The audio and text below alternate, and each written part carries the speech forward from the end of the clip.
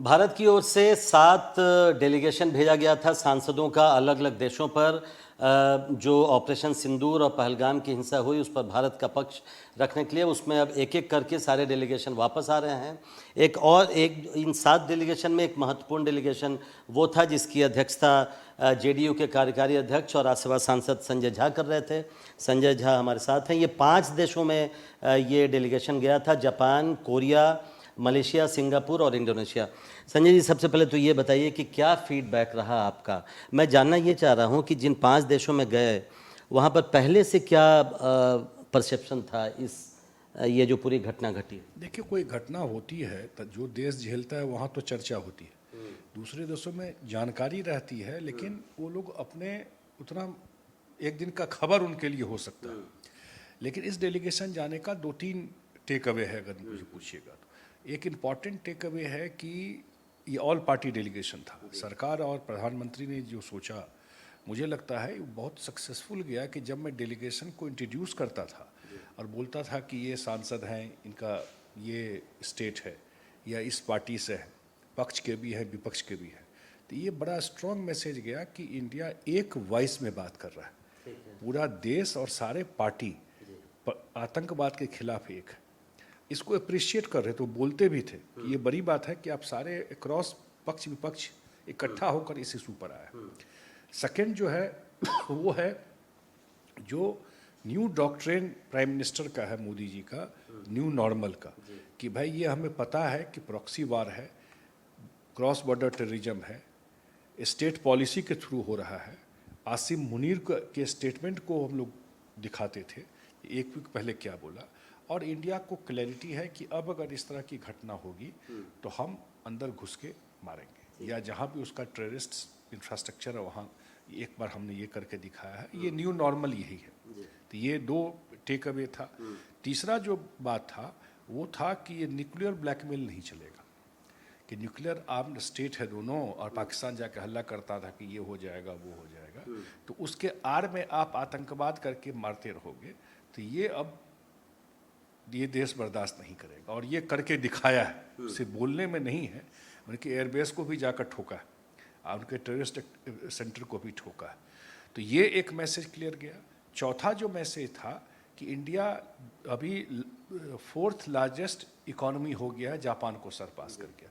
माने इंडिया का प्रायोरिटी उसका इकोनॉमी है, उसका इंडस्ट्री है, गरीबी से लोगों को निकालना, इंडिया को आगे 2047 तक विकसित देश बनना, उसका प्रायोरिटी इस लाइन पर है। इन दोनों एक साथ ही इंडिपेंडेंस मिला, एक दिन का गैप है।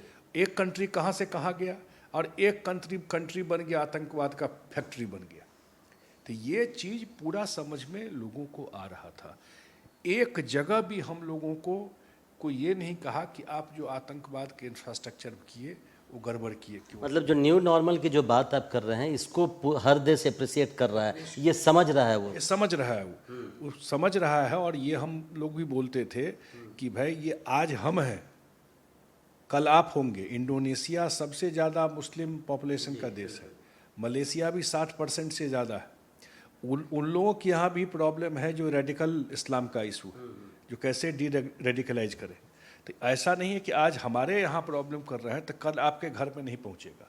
कैसे 9/11 हुआ था, कैसे यूरोप में हो रहा है। तो ये ग्लोबल प्रॉब्लम को इंडिया पकड़ के समाप्त करना चाहता है, और पाकिस्तान इसका सबसे बड़ा स्पॉन्सर है। दुनिया में कहीं घटना होती है, कहीं न कहीं लिंक पाकिस्तान में निकल जाता है। इस बात को लोग अप्रिशिएट कर रहे थे। इंडोनेशिया की आपने बात की, मैं पूछना भी चाह रहा था। वो तो दुनिया का सबसे बड़ा मुस्लिम आबादी वाला देश है। एक तरह से मेरे ख्याल से वो OIC का मेंबर भी होगा। इस नाते हम लोग ये समझते हैं कि पाकिस्तान से उसकी थोड़ी सहानुभूति रहेगी। उसका क्या रिस्पांस था इंडोनेशिया का इस पूरे मामले में? हम बोलते हैं इंडोनेशिया का रिस्पॉन्स काफ़ी पॉजिटिव था। लोगों ने जब घटना पहलगांव की हुई और हम लोगों ने बताया कि कैसे धर्म के नाम पर सेग्रीगेट करके 26 लोगों को मारा गया, और उसका पर्पस भी यही था कि देश में कम्युनल वायलेंस फैलाने का। लेकिन देश इतना ये है कि कहीं भी छोटी घटना नहीं हुई। अप्रिशिएट किया इस चीज़ को। और इंडोनेशिया को हम लोगों ने कहा कि जो OIC के आप मेंबर हैं, ऑर्गेनाइजेशन ऑफ इस्लामिक कंट्री, तो वहाँ पर पाकिस्तान इंडिया तो मेंबर है नहीं, पाकिस्तान वहाँ पर रिजोल्यूशन पास करा लेता है इंडिया के खिलाफ, तो कम से कम हमारे पॉइंट ऑफ व्यू को तो आप रखिए। तो उस पर वो एग्री किए, हम आपकी बात को रखेंगे। हालांकि वो बोले कि वहाँ अपना अलग पॉलिटिक्स चलता है। दूसरा था financial action task force. Financial action task force में जो ग्रे लिस्ट में डालता है किसी कंट्री को, कि क्योंकि वो टेरर फंडिंग करने के वजह से ऑलरेडी आपको पाकिस्तान 2018 से 22 तक उस लिस्ट में था। 22 में जाके 4 साल रहा है उस लिस्ट में। तो अब जुलाई में मीटिंग होगा, तो हम लोगों का ये भी है कि उसको हम लोग लेके आएंगे, उसमें सपोर्ट कीजिए। इंडोनेशिया काफ़ी फेवरेबल था।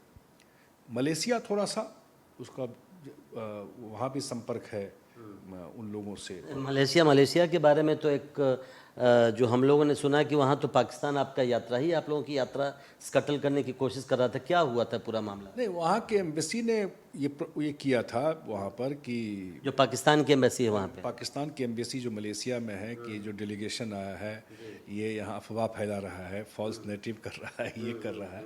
लेकिन हम लोगों का मीटिंग एज पर शेड्यूल रहा।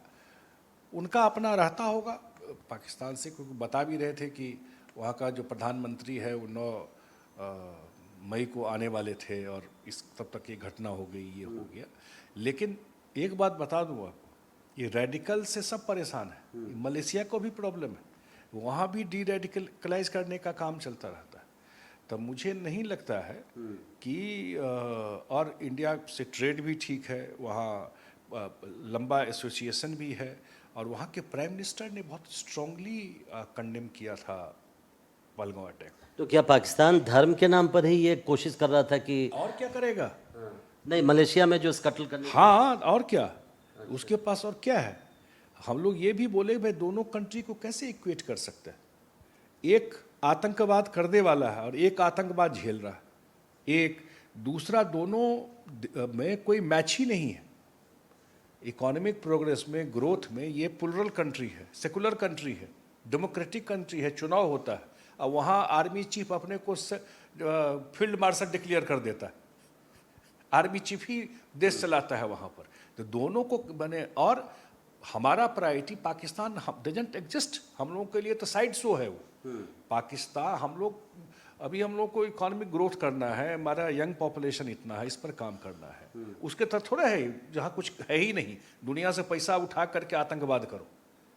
फर्क है ना दोनों कंट्री में। हम बोले दोनों को फर्क करके देख, एंड दे अप्रिशिएट, वो सब अप्रिशिएट कर रहे थे इस चीज़। दो आखिरी सवाल। आप लोग अपना काम कर रहे थे, लेकिन यहाँ पर आपके डेलीगेशन पे नहीं, पूरा जो डेलीगेशन गया था उस पर कांग्रेस पार्टी सवाल उठा रही थी कि ये ध्यान भटकाने की कोशिश है, चूँकि डिप्लोमेसी में मोदी जी फेल हो गए तो इसलिए उसको ढकने के लिए ये सब किया जा रहा है। उनको क्या जवाब देंगे आप?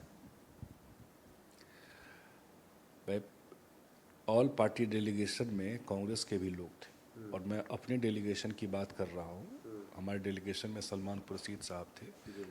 हम सब ने एक वॉइस में बात किया। इसका सबसे बड़ा सरकार और प्रधानमंत्री ने जो तय किया, उसका एक बड़ा मैसेज आतंकवाद के खिलाफ गया।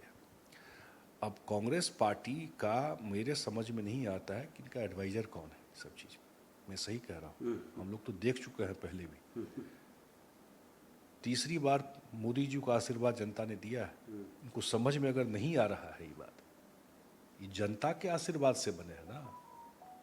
और उसके बारे में जिस तरह की भाषा यूज कर रहे हैं, देश के प्रधानमंत्री, उस पर सबको गर्व है। हम लोग बाहर गए और प्रधानमंत्री को ले करके जो रिस्पेक्ट है दुनिया में, आज चौथा सबसे बड़ा इकोनॉमी भारत बना है, तो रिस्पेक्ट भारत का भी है और देश के प्रधानमंत्री के वजह से बना है। ये रिस्पेक्ट है। और जिस तरह की भाषा आप कर रहे हैं, मतलब इतना बड़ा मैंडेट जिस आदमी को मिला, लोगों का आशीर्वाद मिला, मतलब उन पर नहीं है, ये देश की जनता पर आप ये कटाक्ष कर रहे हैं। तो फिर सलमान खुर्शीद पर आप क्या कहेंगे? आखिरी सवाल, जो आपके डेलीगेशन में थे, उन्होंने 370 पे जो बात कही, यहाँ पे तो उनकी पार्टी के लोग ही उनको ट्रोल कर रहे थे। सलमान खुर्शीद को यहाँ तक कहना पड़ा कि देशभक्त होना क्या इतना मुश्किल हो गया है देश में?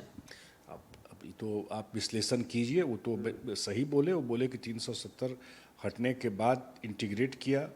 उन्होंने कहा किस तरह से वहाँ टूरिज्म बढ़ा है, किस तरह से वहाँ इकोनॉमिक ग्रोथ हुआ है, किस तरह से वहाँ पर एम्प्लॉयमेंट बढ़ा, किस तरह से वहाँ का इकोनॉमी थ्राइव कर रहा है 370 हटने के बाद, ये सब बात उन्होंने कहा वहाँ पर।